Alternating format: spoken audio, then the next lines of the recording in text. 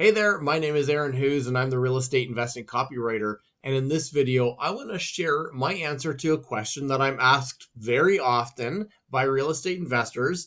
And they want to know, what is the best type of direct mail to send to motivated seller leads? So if you've been in the business for very long, as I have, you have probably seen a whole bunch of different types of direct mail that are sent to motivated sellers, and chances are you've sent a whole bunch of different types yourself, and you've heard the experts all weigh in on what different types of direct mail are the best to send. And I have some opinions as well, and people often ask me for my opinion since I'm a copywriter, so I'm often doing this type of work, and they want to know, what is the best type of direct mail to send to motivated seller leads? So here is my answer. First of all, and quite truthfully, it's hard for me to give a very specific, definitive answer. And if anybody tells you this is the one way that works, you should run in the other direction from them, because they are probably trying to sell you something. And I'm not here to sell you anything. I'm just here to tell you that in my experience, I've worked for many years with many different types of real estate investors, doing many different types of deals in many different markets through the US to many different audiences. And I have seen many different types of direct mail work. The postcards, the yellow letters, the typed letters, you name it, I have seen them work after testing in different strategic markets. So I'm not here to tell you that there is one definitive way that you should send direct mail. And in fact, I'm here to caution you if anyone is telling you that that's the case. Instead, what I'm going to do is just give you a few things to think about, because I can't reach through the video and know what your market is and what kind of deals you're doing and what your audience is really going to respond to. So let me instead just give you a few things to think about.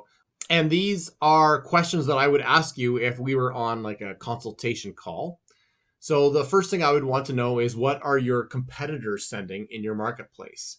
So if you are in a market that has a bunch of other competitors that are all trying to get the same motivated seller leads, then they're all mailing something. So try to find out what it is they're mailing.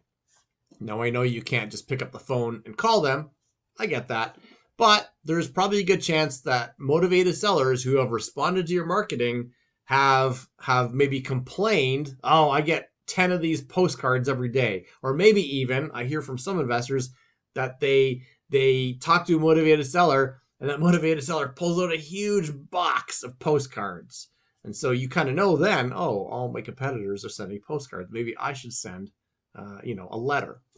Another way that I would think about what your competitors are doing is look at what are the latest seminar and training events that are happening in your city that are targeted to newbie real estate investors. I'm not going to name any names. I think you might know some of the ones I'm talking about. They're always kind of near the airport, and they always kind of promise an end-to-end turnkey system to get to do real estate investing. And quite often they will give like a template of a letter or a postcard. And so if you know that one of those seminars has just happened recently, then you can probably expect that everyone in your city is blanketing the motivated seller leads lists with those specific templates. So just send something else then. Okay, so that's one thing I'd want to know, is what are your competitors doing?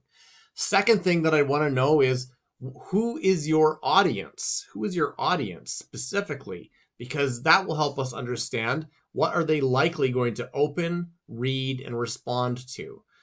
Now, in general, I like postcards because they have a 100% open rate.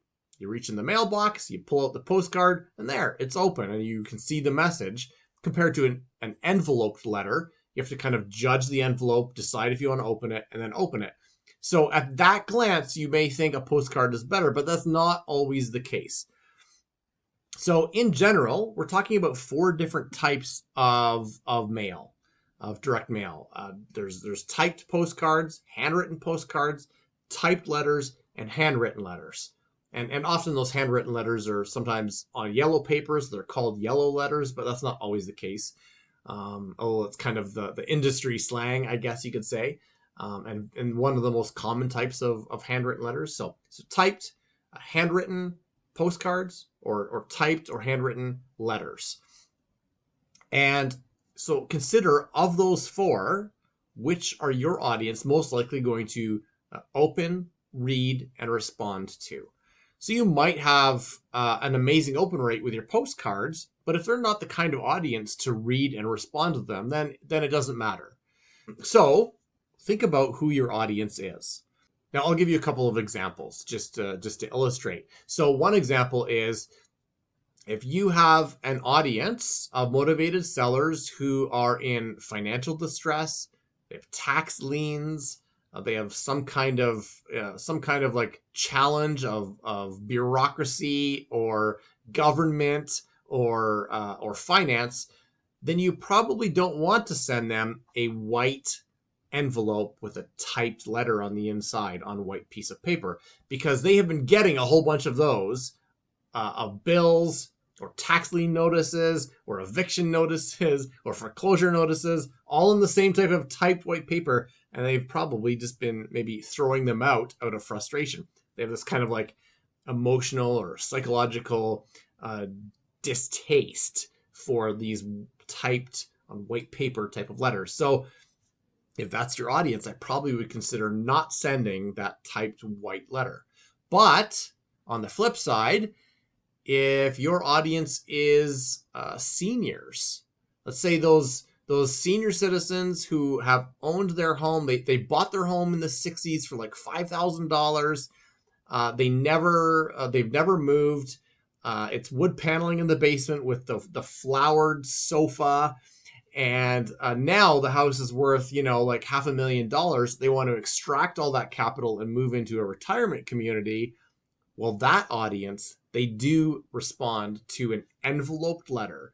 They respect those because that's how they used to communicate.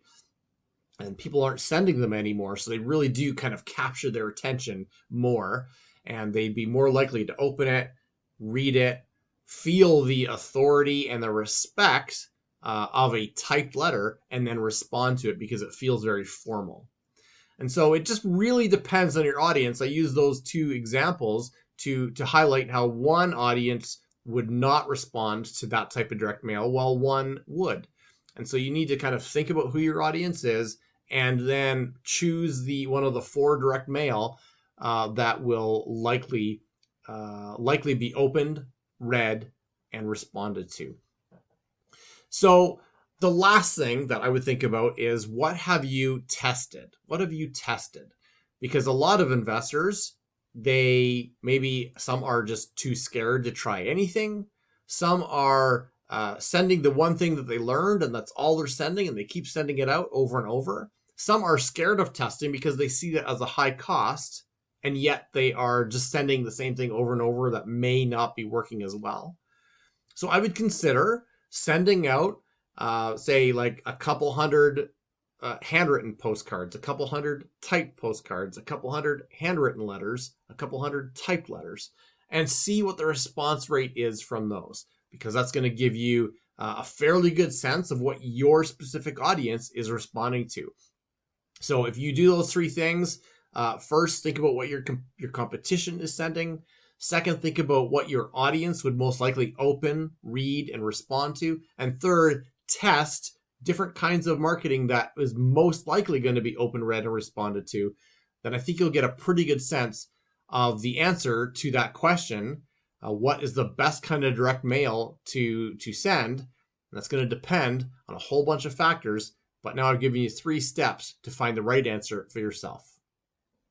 My name is Aaron Hughes. I'm the real estate investing copywriter. And if you want more strategies and tools to help you do more deals, get more motivated sellers, and get more cash buyers, then head over to realestateinvestingcopywriter.com.